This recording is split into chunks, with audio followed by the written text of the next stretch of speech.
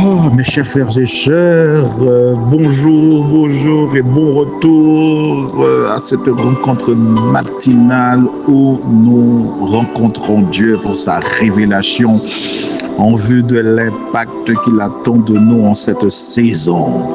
Oh Père, je te bénis pour ce mardi 24 que tu as fait. Oh Dieu de gloire, merci pour tout ce que tu nous as appris en cette saison pour nous propulser.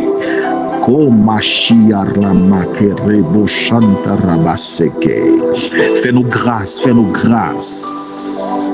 Merci pour certains qui commencent à voir l'impact et la grâce de cette saison. Merci pour ceux-là que tu commences à élever.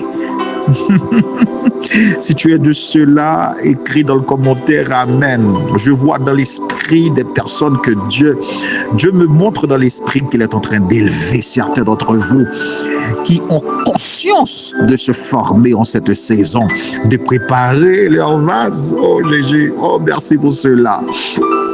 Et ta parole qui va être relâchée ce matin, bénis ta parole, touche quelqu'un, que ta révélation soit fraîche ce matin, dans le nom de Jésus, Amen. N'oublie pas mon frère, ma soeur, en cette 4e semaine, nous parlons d'ordre et d'excellence. Hier, on avait vu qu'il faut dans l'ordre de l'excellence, il est très important de faire une auto-évaluation critique. Si on ne s'évalue pas, on ne peut pas avoir de la promotion. L'évaluation est primordiale à toute promotion. On ne reçoit pas de grade sans promotion. Waouh! Rien n'est sanctionné pour la promotion sans formation. Donc, pour atteindre la promotion également par la formation, tu dois réussir. Tu dois réussir. Tu dois t'exceller. Tu dois te préparer. Amen. En ce mardi, nous allons parler d'un autre point très important pour atteindre l'excellence. C'est ce que j'appelle apprivoiser l'échec. Apprivoiser l'échec. Regardez ce que dit Salomon dans Proverbe 24, verset 16. Car 7 fois, écoutez, 7 fois le juste tombe et il se relève. Quand il dit 7 fois le juste tombe, regarde la révélation dans ce texte. Le 7, c'est le chiffre de la perfection. C'est pas pour rien que Salomon a dit, et par la révélation de cet esprit, le Saint-Esprit veut nous apprendre quelque chose. 7 fois le juste tombe, ce qui voudrait dire la chute du juste. C'est pas une fait en soi, mais c'est un processus d'apprentissage vers la perfection.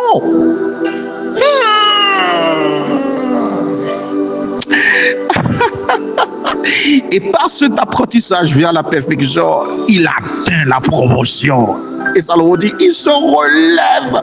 Donc mon frère, je vais te dire ce matin, je vais te dire, par la grâce de Dieu et par l'onction de cet esprit ce matin, les revers que tu as connus, de quel regard tu les avais vus.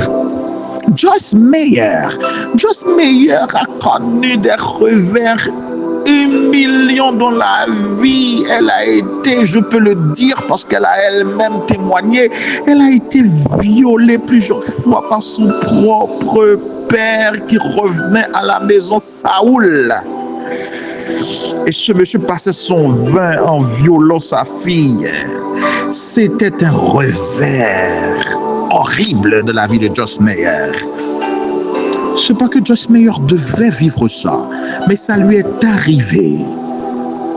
Et parce qu'il lui est arrivé, Joyce Meyer a appris de ses revers.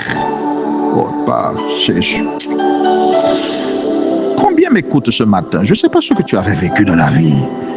Oh mon Dieu, je ne sais pas quelle humiliation que tu as connue. Je ne sais pas quel échec tu as connu. Je ne sais pas ce qui avait éclaboussé ta vie. Comme Joyce Meyer. Joyce Meyer n'a pas vu dans ce revers une fin. Oh, Saint-Esprit. Mais elle a pris ce qu'elle avait connu comme une source d'apprentissage pour se perfectionner en vue d'ajuster sa trajectoire vers le succès et la réussite. Comme a dit Salomon, 7 fois le juste tombe. C'est symbolique.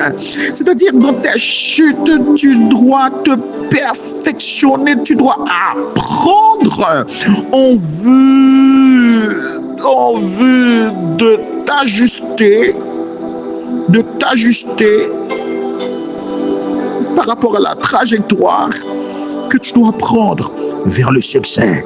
Et Joyce Meyer est aujourd'hui l'une des femmes les plus populaires au monde.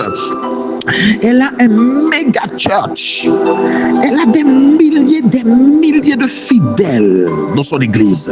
Il y a des millions de personnes qui la suivent sur les réseaux sociaux.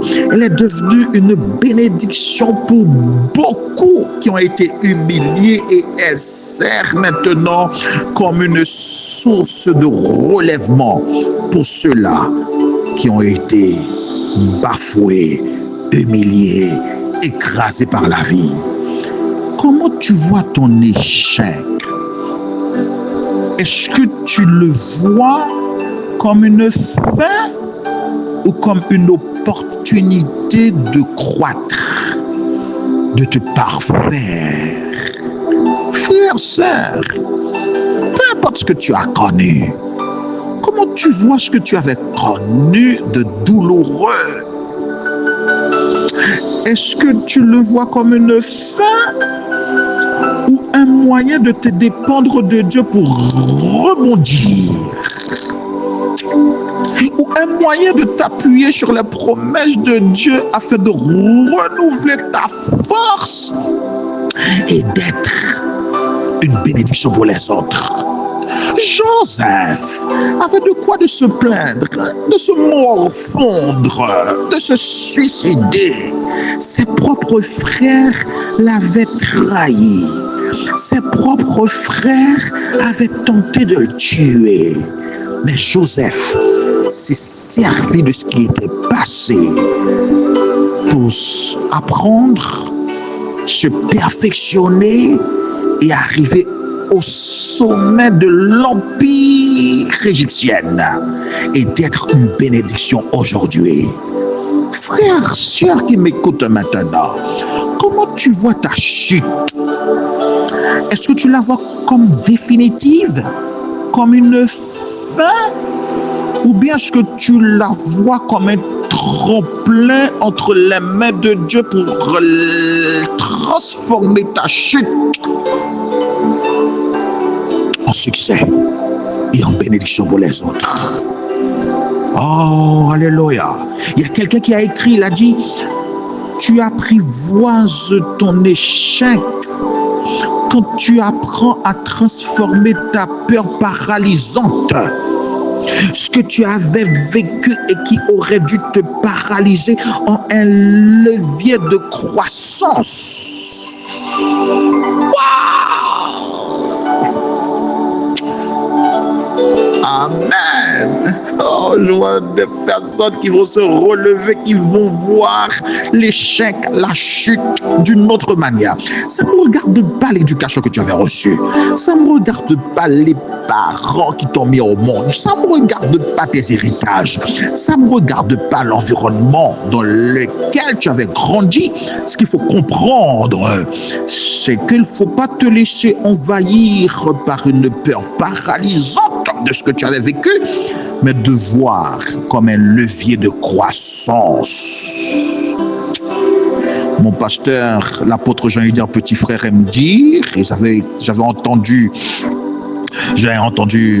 pas trop longtemps dans un message que j'avais réécouté, il a dit tantôt, de ta misère sortira ton ministère. Oh, ce qui te donnera une originalité réalité, c'est dans ce que tu avais vécu. Oh Jésus, oh Jésus, tu sais mon frère, ce que tu avais vécu de douloureux et d'humiliant doit être vu comme un retour d'information cruciale, une étape nécessaire vers ta réussite.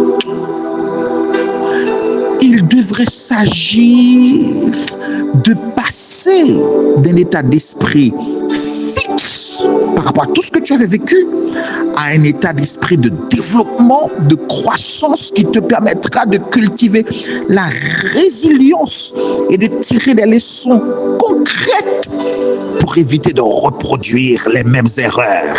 Comme avait dit Edison, je n'ai pas échoué. Je n'ai pas connu 10 000 échecs. J'avais seulement vécu 10 000 solutions qui ne permettront pas de créer, d'inventer une ampoule. Mon Dieu. Oh mon Dieu. Oh Saint-Esprit, merci pour ce que tu es en train de faire pour quelqu'un ce matin. Apprivoiser ton échec, mon frère, ce matin, devrait consister à changer ta mentalité pour voir en chaque chute non comme une finalité, mais un tremplin divin vers une victoire future, vers la perfection de tes talents, comme a dit le sage. 7 fois, le juste est tombé et je relève. Mon frère, ma chère, ce que tu avais connu comme échec ne définit pas qui tu es en réalité. Le fait d'avoir connu un échec ne fait pas de toi un échoué. Ça ne fait pas de toi un échec. Le fait d'avoir connu un échec ne fait pas de toi un échec. Ta valeur et ton identité résident dans ta relation avec Dieu. Et non dans tes réussites matérielles, sociales ou dans tes échecs. Nelson Mandela avait déclaré, il avait déclaré, je ne perds jamais, soit je gagne, soit j'apprends. Tu ne perds jamais, soit tu gagnes, soit tu apprends. Maintenant réfléchis avec moi. En quoi un échec t'avait brisé ou t'avait aidé à mieux te connaître ou à identifier des ressources rares en toi? Réfléchis encore avec moi. Quelle est la plus petite action que tu peux faire aujourd'hui pour avancer au lieu de te laisser déprimer de ce que tu avais vécu? Je voudrais te donner une leçon maintenant, un devoir. Tu vas écrire une croyance limitante sur l'échec dont tu dois te déconstruire aujourd'hui. Qu'est-ce que tu avais appris de l'échec et qui t'avait limité? Par exemple, quand on dit échouer, c'est être nul. Un exemple. Qu'est-ce que tu avais appris de l'échec et qui t'avait limité et que tu dois déconstruire aujourd'hui? Oh Saint-Esprit, maintenant je t'invite à réfléchir et pour voir que ton échec n'a pas été une finalité et ça ne t'avait pas fait de toi un échec. Réfléchis et écris une leçon spécifique que tu avais tirée d'une mauvaise expérience et qui t'a fait voir aujourd'hui une utilité dans le futur. Fais ce devoir ici très important. Maintenant, je t'invite à lever la main et déclarer avec moi. Dis, je relève ma tête. Je reprends la route remplie d'espoir. Au nom de Jésus. Et maintenant, mets la main sur le cœur et prie avec moi. Seigneur Dieu, je dépose mon cœur devant toi. Garde-moi, s'il te plaît, du découragement. et d'une mauvaise estime de soi. Je sais que tu fais concourir toutes choses à mon bien. Aide-moi, Père, à voir mon échec comme un tremplin pour apprendre, pour m'améliorer et pour dépendre davantage de ta puissance plutôt de mes propres forces. Au nom de Jésus, dis Amen.